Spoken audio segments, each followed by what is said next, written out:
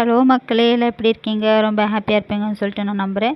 இன்னைக்கு உங்க கூட கொஞ்சம் பேசலாம் அப்படின்னு சொல்லிட்டு தான் வீடியோவே ஸ்டார்ட் பண்ணியிருக்கேன். இப்போ என்னன்னு பார்த்தீங்கன்னா மக்களே, நான் இப்போ நெறைய வீடியோஸ் போடுறேன். நீங்களும் பார்க்குறீங்க. அது ஓகே. பட் உங்களுக்கு பிடிச்சிருக்கா, பிடிக்கலையா அப்படிங்கும்போது கமெண்ட்ல சொன்னா தானே எனக்கும் அடுத்தடுத்த வீடியோ பண்ணும்போது கொஞ்சம் ஒரு எப்படி சொல்றது? ஒரு உற்சாகம் குடுக்குற ஒரு வார்த்தையா இருக்கும். சொல்றேன். தயவுசெய்து நீங்க வந்து அட்லீஸ்ட் உங்களுக்கு பிடிச்சிருந்தால் பிடிச்சிருக்கு, பிடிக்கலனாலும் பிடிக்கல அப்படின்னு சொல்லிட்டு கமெண்ட்ல கண்டிப்பா சொல்லுங்க.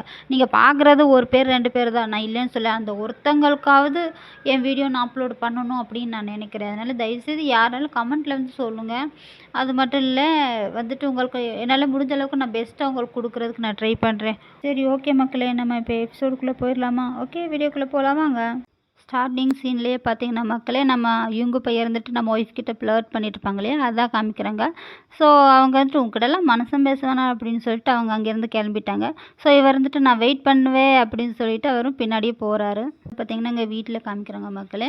அவங்க ஹஸ்பண்ட் கிட்ட சொல்லிட்டு இருக்காங்க நம்ம ஒய்ஃப் இருந்துட்டு, "உன்னோட ஃப்ரெண்டு வந்துட்டு இப்படி என்கிட்ட தப்பா பேசிட்டு இருக்கிறாரு" அப்படிங்கும்போது, "என்ன சொல்ற? அவனா இப்படி பண்றேன்?" அப்படின்னு கேட்குறாரு. "ஆமா" அப்படிங்கிறாங்க. "கடைசியில நான் மாட்டிக்குவேன்னு தான் நினைச்சேன். ஆனா எப்படியோ இது பண்ணிட்டேன்" அப்படின்ட்டு அவங்க சொல்றாங்க. "அவனுக்கு என்ன பைத்தியமா? அவன் ஏன் இப்படி பண்ற? நீ தான் என்னோட ஒய்ஃப்ன்னு அவனுக்கு நல்லாவே தெரியுமே" அப்படிங்கும்போது, நான் உன் ஒய்ஃப்" அப்படிங்கிற மாரி இவங்க பார்ப்பாங்களா? இல்ல அதுதான் உண்மை இல்ல. எல்லாருக்கும் அப்படிதான் தெரியும். நீ தான் என் மனைவிங்கிறது. அததான் நான் சொன்னேன்ப்பா. சரி இருந்தாலும் இவன் ஏன் இப்படி பண்ற? அப்படின்னு அவங்க ஒய்ஃப தானே கேட்கும்போது பார்த்தீங்கன்னா, எனக்கு என்ன தெரியும்? அவன் மட்டும் என்ன இப்படியே ஃபாலோ பண்ணிட்டு இருந்தான்னு வச்சுக்கோயேன், நான் ஒரு பையங்கிறது கண்டிப்பா அவனுக்கு தெரியாதா வரப்போகுது அப்படின்னு உங்க ஒய்ஃப்ன்னு சொல்றாங்க. நீ சொல்றதும் கரெக்ட் தான் அப்படின்ட்டு அவரும் சொல்றாரு. அதுக்கப்புறம் பார்த்தீங்கன்னா, அவங்க ஒய்ஃப் இருந்துட்டு ஹஸ்பண்ட் கிட்ட சொல்லியிருப்பாங்க இல்லையா? அந்த விஷயத்த கேட்கறதுக்கு வேண்டி டைரக்ட்டாவே நம்ம ஷியான் பையன் ஃப்ரெண்டு வீட்டுக்கு போயிருக்கிறாங்க மக்களே. 2 பேரும் உட்காந்து பேசிட்டு இருக்காங்க. என்ன அப்படின்னு பார்த்தீங்கன்னா, "டேய் என்னடா நீ இப்படி பண்ற? என் ஒய்ஃப் எல்லாம் என்கிட்ட சொல்லுச்சு.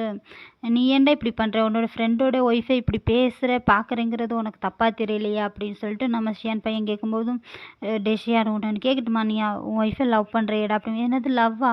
இவன்கிட்ட என்ன சொல்றது?" அப்படிங்கிற மாரி பயவுல பார்த்துட்ருக்குமா, அப்படி பார்த்துட்ருக்கும்போதும், "ஆனா நான் லவ் பண்றேன்டா. எனக்கு உன் மனைவிய புடிச்சிருக்கு. உனக்கு வேணா பெரியவங்க வந்துட்டு கல்யாணம் பண்ணி வச்சிருக்கலாம் தான். நான் இல்லைன்னு சொல்லல. ஆனா உங்க 2 பேருக்கும் ஒரு அண்டர்ஸ்டாண்டான லைஃபே இல்லடா. அது எனக்கு புரியுது." அப்படிங்கும்போது, "அது எப்புட்றா உனக்கு தெரியும்?" அப்படிங்கிற மாரி பயவுல பார்த்துட்ருக்குமா, "எல்லாம் அன்னைக்கு நான் சாப்பிட வரும்போது நோட் பண்ணேன்டா.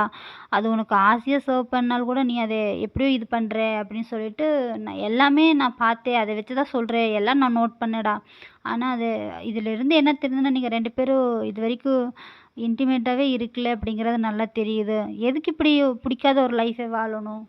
கஷ்டம் தானே! அதனால தான் சொல்றேன். ஒரு புடிச்சு நம்ம லவ் பண்ணி வாழ்ற லைஃப் வேறடா. அதனால நான் கரெக்ட்டா பார்த்துக்குவேன் அப்படின்னு எனக்கு தோணுது. தயவுசெய்து நீ புரிஞ்சுக்கோடா" அப்படின்னு சொல்லி அ அவங்களுடைய ஹஸ்பண்ட் கிட்டவே சொல்லும்போது எப்படி இருக்கும்?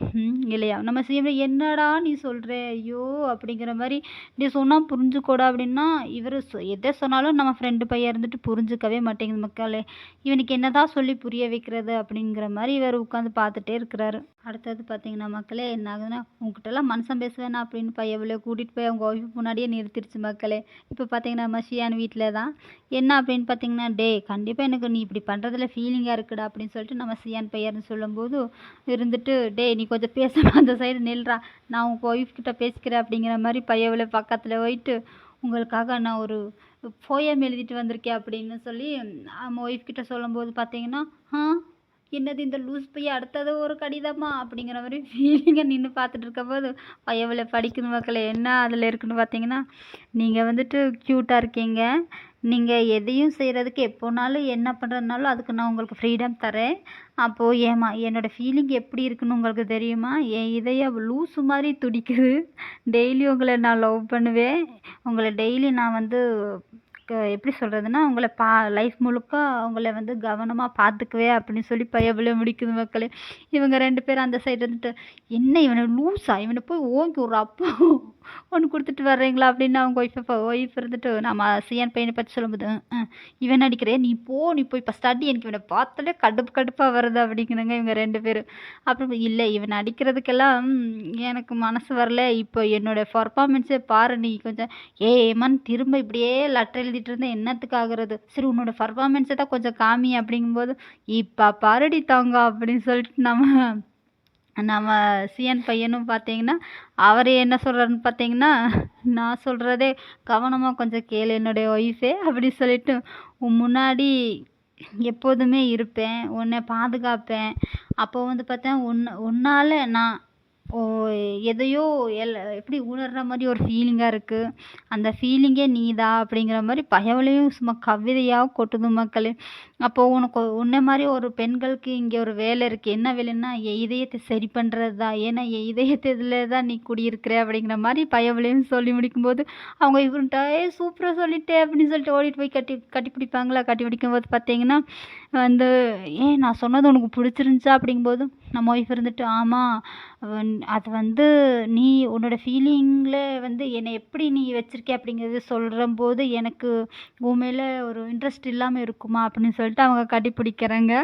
மக்களே அப்புறம் பார்த்தீங்கன்னா மக்களே, நம்ம இவங்க பையன் இருந்து சரி என் தோல்வியை நான் ஒத்துக்கிறேன். நான் இப்போ இங்கேருந்து கிளம்புறேன் அப்படின்னு சொல்லிட்டு அவர் கிளம்புறாரா, கிளம்பும்போது பார்த்தீங்கன்னா, அப்பாடா இந்த லூசி எப்படியும் இங்கேருந்து கிளம்புதுடா சாமி. சரி அவன் போயிட்டானா அப்படின்னு சொல்லிட்டு பாரு அப்படின்னா அவங்க ஒய்ஃப் சொல்கிறாங்களா, நானும் அப்படி தான் நினைக்கிறேன். அவன் கிளம்பிட்டான்னு நினைக்கிறேன். எப்படியோ நம்ம 2 பேரும் முடிச்சிட்டோம்லே. கத்தாதேடா! திரும்ப வந்தேன்னா அவ்வளோதான் அப்படின்ட்டு அவங்க கைய வச்சு அடைச்சிட்டு நின்னுட்டுருக்காங்க மக்களே. அப்ப இங்க பார்த்தீங்கன்னா, அவங்க அப்பாவும் அவரும் பேசிட்டு இருக்கிறாரு. என்னன்னு பார்த்தீங்கன்னா, "டேய் யாருமே உன்ன கண்டுபிடிக்கல. ஒண்ணும் பிரச்சனை இல்லல்ல" அப்படிங்கும்போது, "அதெல்லாம் ஒண்ணும் பிரச்சனை இல்லப்பா. என்னை யாருமே இதுவரைக்கும் கண்டுபிடிக்கல. ஆனா சியானுக்கு மட்டும் தெரியும்." அப்படிங்கும்போது, "சரி கவனமா இருடா. இன்னியும் உன் தங்கச்சி வேற கண்டுபிடிக்கல. என்ன பண்றதுன்னே தெரியல. நாங்களும் தீவிரமா தேடிட்டு இருக்கோம்டா. ஆனா திரும்பி அவ கெடைச்சிட்டான்னா ஒண்ணும் பிரச்சனை இல்ல. நல்லது தானே" அப்படின்னு சொல்லிட்டு அவங்க அப்பாவும் சொல்லிட்டுருக்கிறாரு. "ஆமாப்பா சீக்கிரமா கண்டுபிடிங்க" அப்படின்ட்டு நம்ம அ ஹீரோவும் சொல்லிட்டுருக்கிறாரு. அப்ப பார்த்தீங்கன்னா, அவங்க அப்பா இருந்துட்டு சொல்றாரு, "லார்ட் ரியூ சீக்கிரமா வராராம்மா. அவருக்கு தான் உன்னோட தங்கச்சின்னு தெரியும்டா. ஒரு வேள அவர் வந்தாருன்னா பயங்கர பிரச்சனை ஆயிரும். அவர் வர்றதுக்குள்ள எல்லாம் முடிச்சிரணும்" அப்படின்னு சொல்லிட்டுருக்காங்க. ஸோ அது யாருன்னு நமக்கு தெரியல மக்களே. "சரிப்பா நானும் கிளம்புறேன்" அப்படின்னு சொல்லிட்டு நம்ம ஒய்ஃப் இருந்துட்டு கரெக்ட்டா வாசலுக்கு வரும்போது பார்த்தீங்கன்னா, நம்ம இவங்க அங்கே இருந்துட்டு, "சார் சார்" அப்படின்ட்டு வரும்போது பார்த்தீங்கன்னா, கரெக்ட்டா 2 பேருமே அங்கே மீட் பண்ணிக்கிறாங்க. பார்த்ததுமே, "என்ன சியான் ஒய்ஃப் நீங்க இங்கே இருக்கீங்க?" அப்படிங்கிற மாரி கேட்குறாங்க. அப்படின்னா சியான்னா ஒய்ஃப்ன்னு கேட்கல. அவங்களுக்கு ஒரு பேர் இருக்கு. அது சீக்கிரத்தில வரமாட்டேங்குது மக்களே. அப்போ இவங்க ஒய்ஃப் இருந்துட்டு, "இல்ல நான் அவங்க கிடையாது. நான் உங்களுடைய அண்ணன்" அப்படிங்கும்போது, "என்னது அண்ணனா?